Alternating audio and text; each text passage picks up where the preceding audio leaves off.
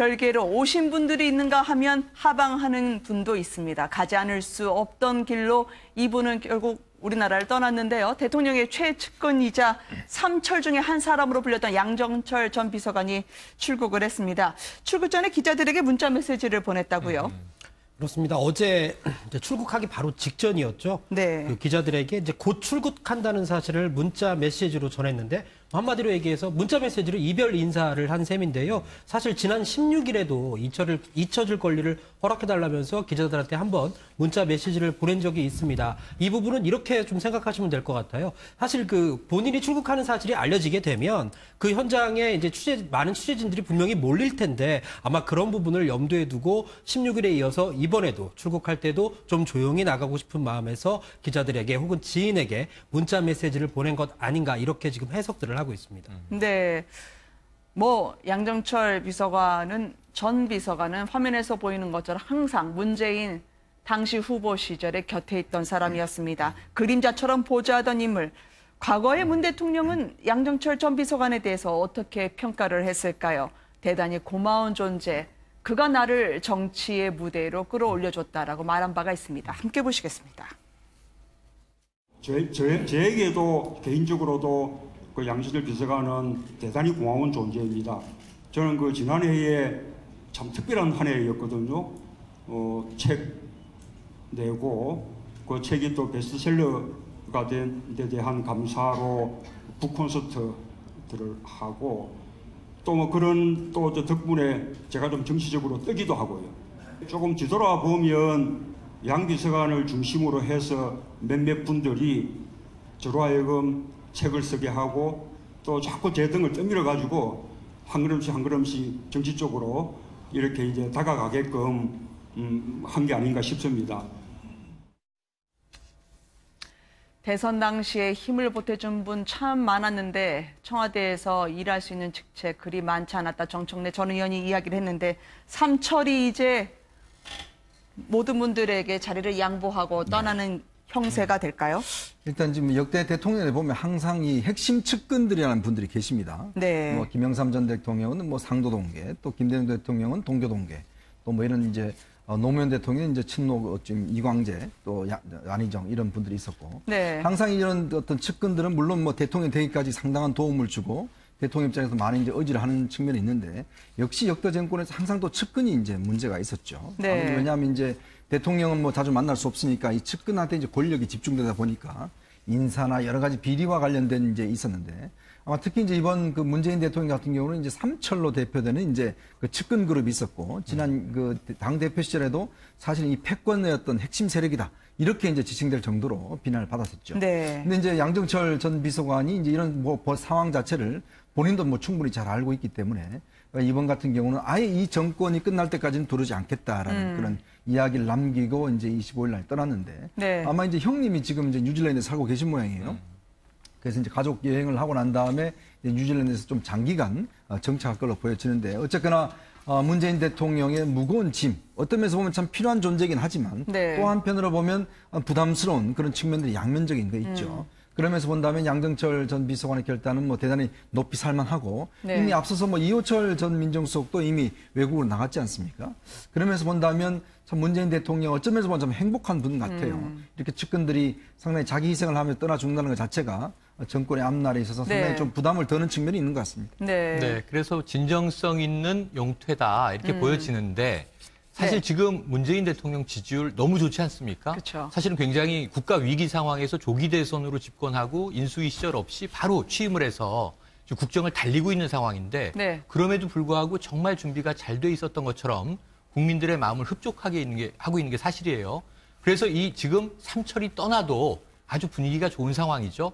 그게 무슨 이야기를 토로했었냐면 자 나서면 패권이라고 하고 네. 안 나서면 비선이라고 하고 어쩌란 말이냐 이런 토로했는데 멀리 떠나는 모습을 국민들이 다 보고 있잖아요. 우리가 네. 방송에서 다루고 있는데 이런 것 때문에 오히려 삼철이라고 불렸던 이분들의 진정성이 국민들에게 널리 전해지고 문재인 대통령에게는 더 좋은 모습으로 비춰지고 네. 그런데 정권 끝날 때까지 돌아오지 않겠다는 전 조금 물음표를 찍습니다. 왜냐하면 문재인 정부가 잘 나가면 네. 이분들은 멀리서 박수 쳐드리고 안 돌아와도 돼요.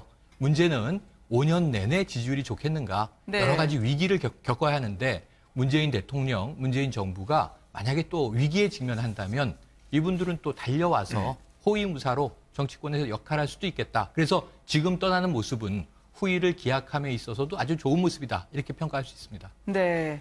사실 저 양정철 전 비서관이 떠나는 것은 이미 예고된 일이긴 합니다만 실제 이제 이렇게 한국을 떠나는 그 모습에서 많은 사람들이 한편으로는 문재인 대통령이 행복하다고 말씀을 하셨는데 아마 그런 측면도 있을 겁니다. 문재인 대통령 입장에서는 지금 선거하는 과정에서 상당히 이 정치적으로 빚을 진 사람들이 많지 않습니까? 네. 그 중에서도 가장 많은 빚을 전 사람이 양정철 전 비서관이 이 자신의 그런 이런 이 인사 문제나 이런 걸 갖다가 완전히 지금 이 도외시한 채 문재인 대통령 돕겠다는 뜻에서 자신이 자리를 비켜준 거 아닙니까? 그런 측면에서 본다고 한다면 문재인 대통령 입장에서는 상당히 이 인사를 하는 데 있어서도 상당히 조금 이 폭이 넓어질 수 있다는 그런 측면도 있고요. 또 하나 측면은 본다고 한다면 사실 양정철 전 비서관이 과거 노무현 대통령 옆에서 보좌를 할 때 상당히 많은 그 정치적 논란의 한가운데 섰던 적이 있습니다. 네. 예를 들면 기자실 폐쇄 문제라든지 유진용 전 그 당시 문체부 차관과의 그런 또 인사 문제를 둘러싸고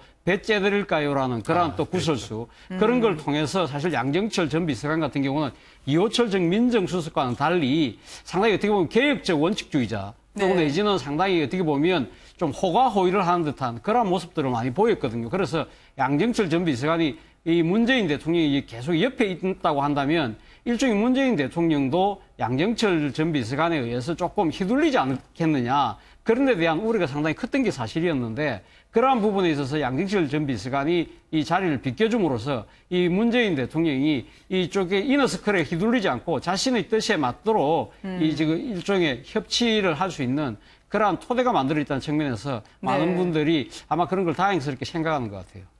떠나는 거 참 인상적인데 돌아오는 시기에도 관심을 갖는 게 모든 사람들의 지금 관전 포인트 아니겠습니까? 문재인 대통령이 그런데 박근혜 전 대통령이 임명한 장관들도 밥을 사주시네요. 오늘 오찬 자리에서 정권은 유한하고 조국은 무한하다. 결국 정책도 받아들일 건 받아들이겠다고 했다는데요. 한번 보시겠습니다. 수고하십니다. 다들 바쁘실 텐데 이렇게 함께 또 해주셔서 감사드립니다. 이렇게 말씀드리면 어떨지 모르겠는데 우리 장관님들은 엄연히 문재인 정부의 지금 내각입니다. 퇴임후까지도 계속 좀 많은 역할도 해주시고 협조해 주십사라는 당부 말씀 드립니다. 오늘 좀 편한 시간 됐으면 좋겠습니다. 예, 우리 옷들도 벗으시고 편하게 식사를 하십시다. 감사합니다. 예, 우선 저고리를 벗고 우리 총리 권한대행님의 말씀을 듣도록 하겠습니다. 저는 안 벗고 얘기했더니 편안하게 옷을 벗고 식사하자라면 고위공직자분들은 벗기가 참 쉽지 않아요. 이게 농담이긴 하지만 말이죠. 긴장되는 농담이죠. 그렇죠. 이제 옷 벗자는 게 결국 직책을 내려놓잖아 뭐 그런 이야기가 이제 비슷해지니까. 근데 참 좋은 모습인 것 같습니다. 저는 역대 이런 모습은 보지를 못한 것 같아요. 네. 사실 이제 그 전임 정부에서 임명됐던 국무위원들이 이제 새로운 대통령이 이렇게 밥을 사는 거. 이 밥이라는 게요. 어떤 인정이 사실 밥에서 나오거든요. 아무래도 이제 전임 지금 장관들 다들 이제 떠나갈 준비를 하시는 거 아니겠습니까? 네. 그런 측면에서 본다면 뭐 여러 가지 또 논란이 있을 수 있는데 아무래도 이런 분들을 모아서 이제 다독거리고 또 밥도 사주고 특히 당신들이 이제 문재인 정부의 초기 내각이다. 이렇게 이야기하는 것 자체.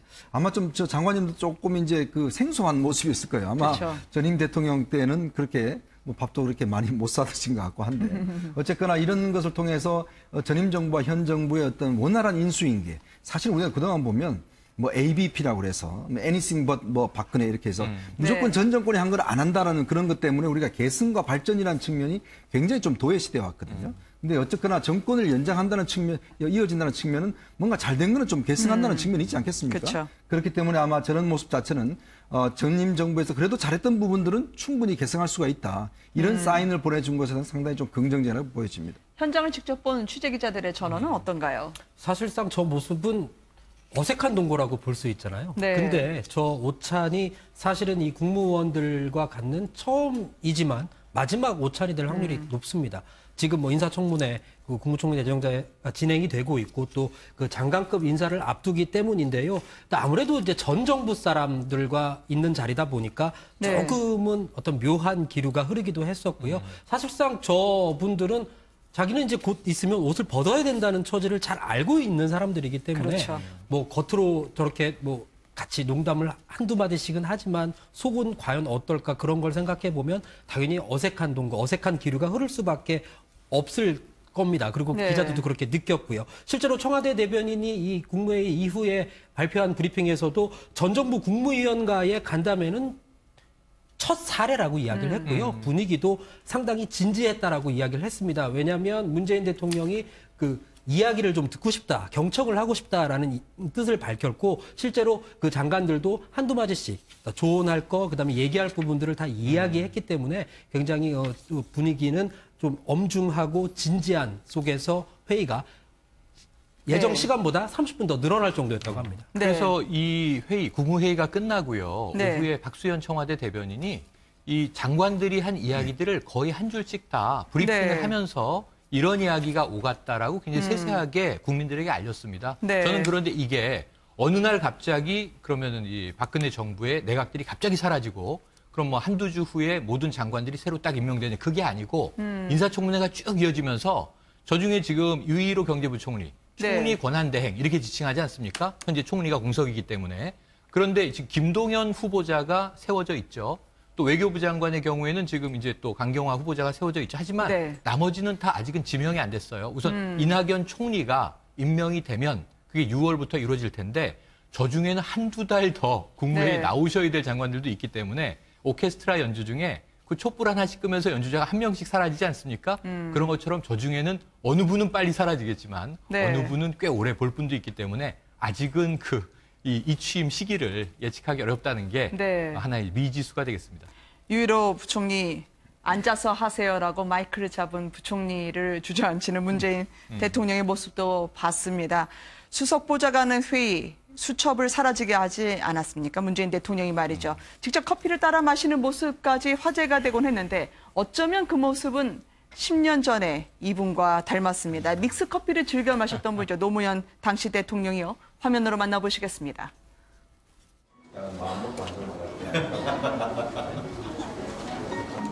근데 이상하게 여성 장관들한테 쌓여버렸습니다. 갑자기 맞지 않아요? 이모 빠부터 한번 써대요. 옛날에 내가 갑자기 맞지 않아요?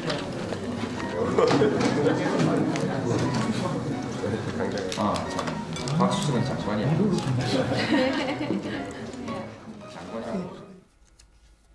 직접 커피 따르는 대통령 비정상의 정상화라고 얘기하기도 모호할 정도로 이 출입 기자들 사이에서도 청와대가 부쩍 달라졌다라는 이야기를 합니다. 예, 문재인 대통령이 지금 사실로 보여주고 있는 모습들 자체는 본인이 그 과거 참여정부 청와대에서 노무현 전 대통령 모시고 거의 4년 가까이를 함께 근무를 하지 않았습니까? 네. 그렇기 때문에 본인은 몸에 체득돼 있는 자연스러운 행동을 지금 그냥 보여주고 있는 거죠. 그럼에도 불구하고 국민들이 감동하는 이유는 일종의 기저효과라고 할까요? 네. 그동안 상당히 그런 것들을 못 봤기 때문에 너무 당연한 것을 지금 하고 있지만 마치 새로 보는 것 듯한 그런 것 때문에 사람들이 많이 이 감동을 받고 하는 것 같은데요. 노무현 전 대통령 같은 경우는 소탈하고 파격적이다. 오히려 더 너무 지나칠 정도로 파격적이어서 당시 또 보수층으로부터는 상당히 또 어떻게 보면 비판적인 이런 또 그 목소리를 듣기도 했습니다만은 저는 문재인 대통령 입장에서는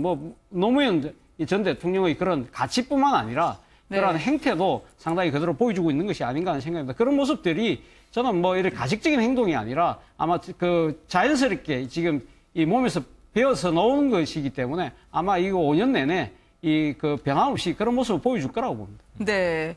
만평에서 문재인 대통령을 이제는 딱 꼬집어서 이렇게 밥값도 사비로 내는 그래서 앞에서 판공비로 또 스폰서 앉혀놓고 밥 먹는 사람들 토해내게 하는 그런 문재인 대통령으로 묘사하고 있습니다.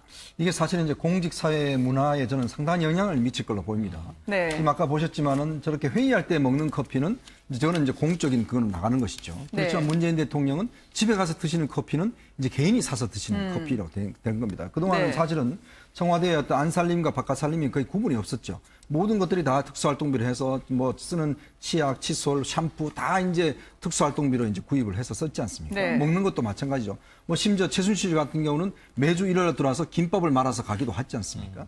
근데 이제는 이제 외국과 같이 이제 철저히 이제 사적인 영역과 공적인 영역을 이제 분리시켰다는 것이거든요. 네. 그런 면에서 본다면 사실 그동안 우리나라에 보면 공과 사가 좀 구분이 많이 없었어요. 특히 이제 어떤 고위 관리들 보면 이제 그런 면에서 본다면 아마 문재인 대통령이 저렇게 솔선수범하게 된다면 앞으로 아마 공적 영역과 사적 영역이 철저히 구분될 거라고 봅니다. 그렇기 때문에 이번에 단지 뭐 특수활동비를 줄이는 문제뿐만 아니라 이런 문화 자체를 바꾼다는 저는 측면에서 네. 상당히 의미 있는 행동이 아닌가 그렇게 좀 생각이 듭니다.